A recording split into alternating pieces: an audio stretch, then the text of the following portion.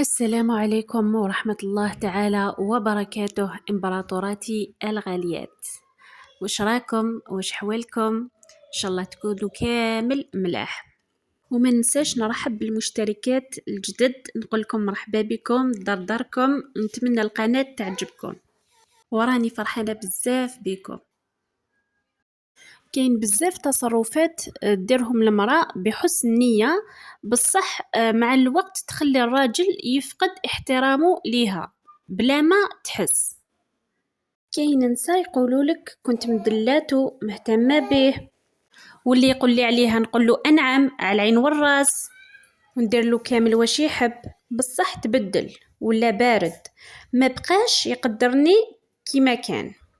وفي بزاف حالات المشكل ما يكونش في الجمال ولا في الطبخ ولا في الحب، المشكل يكون في تفاصيل صغيرة المرأة تديرهم كل يوم بلا ما تحس باللي راهي تنقص من قيمتها. وأول حاجة هي أنها تنسى روحها كامل باش ترضي الراجل. كاين فرق بين المرأة الحنونة والمرأة اللي تلغي نفسها. كي تولي حياتك كاملة تدور عليه، نفسيتك على مزاجه، إذا كان مزاجه مليح نفسيتك تكون مليحة، وإذا كان مزاجه ماشي مليح المورال يحبط لك، وسعادتك على حساب اهتمامه. إلا اهتم بيك راح تحسي بلي راكي في قمة السعادة، والعكس صحيح.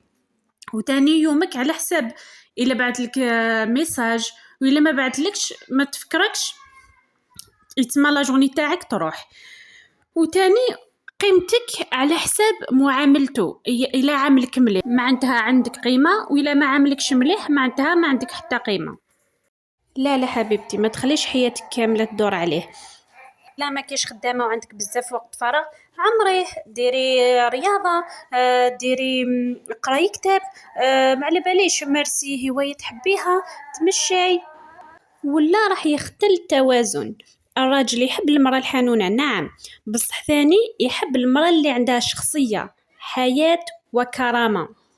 المرأة اللي كل دقيقة علاش ما جاوبتنيش، واش صرالك، راك تبدلت، تحبني ولا لا. مع الوقت الرجل يحس باللي المرأة خايفة تخسره أكثر مما هي مقدرة نفسها. وحاجة واحدة أخرى تخلي المرأة تفقد احترام الراجل لها، هي أنها تسامح على كل شيء بدون حدود. كل مرة يكسر خاطرها تسكت، يغلط تسامحه، يجرحها دير له أعذار، حتى يولي يعرف باللي مهما دار راح تبقى يعني راهي مضمونة. وهنا المشكلة، الطيبة حاجة جميلة بصح الطيبة بدون حدود تتقلب ضدك، كما يقولوا إذا زاد شيء عن حده انقلب إلى ضده. الرجل الحقيقي يحترم المرأة اللي تعرف توقف عند الغلط، وتعرف تقول لا هنا حبس. وثالث حاجة هي التوسل العاطفي. كاين نساء كي يحسوا الراجل بدا يبعد يبداو يجروا موراه كثر، يطلبوا الاهتمام، يضغطوا عليه، يلحقوه بالكلام، يعاتبوه. وفي الحقيقة هذا غالبا يزيد يبعدوا أكثر، خاطر الراجل كي يحس المرأة بدات تفقد توازنها بسبابه، يبدأ يشوفها مضمونة أكثر من اللازم. المرأة الذكية ما تتوسلش الحب الحقيقي يبان وحده. وحاجة واحدة أخرى مهمة بزاف، المرأة اللي ما عندهاش حياة خارج العلاقة، ما عندها لا أهداف، ما عندها اهتمامات، ما عندها شخصية مستقلة عفوا، كل تركيزها على هذاك الراجل، وهذا يتعب العلاقة. الراجل ينجذب للمرأة اللي عندها طاقة، عندها حياة، حضور وثقة، ماشي المرأة اللي عايشة غير تراقب وتحلل كل تصرفاته. وثاني من أخطر الحوايج أن المرأة تهين نفسها باش تبقى العلاقة، باش تستمر العلاقة. كاين اللي تقبل الإهمال، تقبل البرود، يكذب عليها وحتى يقلل منها وهي تسكت خوفا من الفراق. بصح الحاجة اللي لازم كل مرة تفهمها هي أنه أي علاقة تخسري فيها كرامتك راح تخسري نفسك قبل أي شيء. الرجل يمكن يحب المرأة الطيبة، بالصح يحترم المرأة اللي عندها حدود.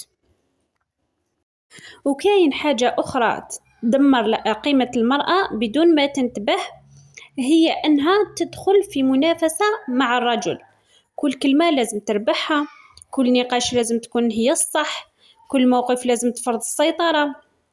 العلاقة ماشي حرب، الراجل يحتاج امرأة تفهمه ويتفاهم معاها، يرتاح معاها، ماشي يدخل كل يوم في معركة جديدة.